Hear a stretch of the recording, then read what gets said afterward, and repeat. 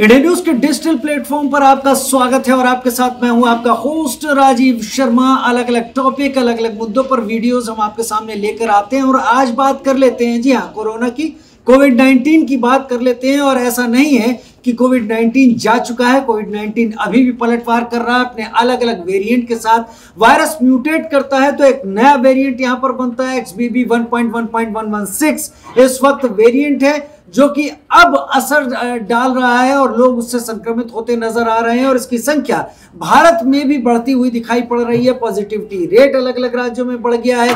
3 राज्य तो ऐसे हैं जहां पर एहतियातन मास्क को मैंडेटरी कर दिया गया है, जिसमें दिल्ली, देश की राजधानी दिल्ली से लगा हुआ हरियाणा है, जहां पर मास्क मैंडेटरी अब कर दिया गया है। मॉल्स में, स्कूलों में, वो जगह जहां पर 100 से ज्यादा लोग हैं।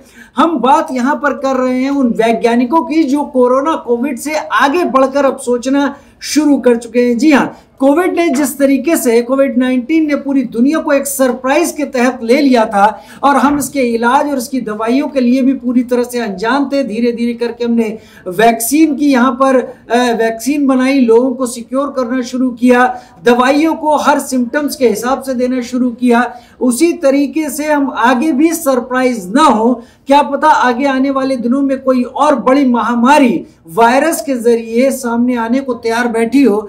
लिहाजा वैज्ञानिकों का एक दल, जिसमें फ्रांस के वैज्ञानिक शामिल हैं और इसमें शामिल हैं मैक्सिको के वैज्ञानिक, ये सब मैक्सिको के युकाटन के जंगलों में, फॉरेस्ट में इस वक्त एक लंबी रिसर्च को अंजाम दे रहे हैं और इस रिसर्च के जरिए ये अलग अलग जानवरों, अलग अलग पशु पक्षियों का ब्लड सैंपल ले रहे हैं, उसकी जांच कर रहे हैं। इसमें खास तौर पर चमगादड़ भी हैं, जिनके जरिए शक जताया जाता है कि कोविड-19 की बीमारी चमगादड़ों के जरिए चीन से फैली, उसके वुहान प्रांत से।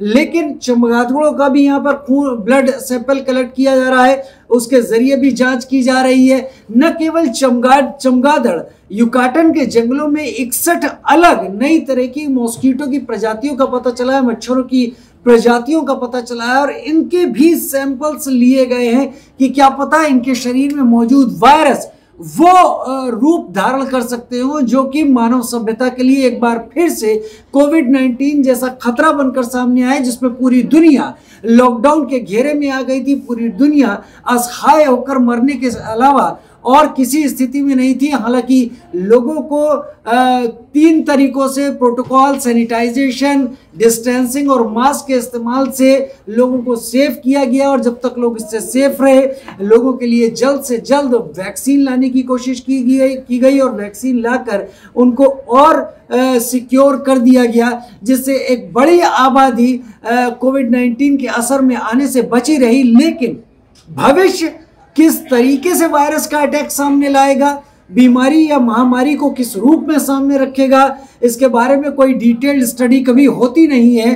वो तो सामने आने के बाद उसकी तैयारी की जाती है, लेकिन उससे पहले ही ये वैज्ञानिक जुट गए हैं और इस तरह की तैयारियों को अंजाम लगातार दे रहे हैं।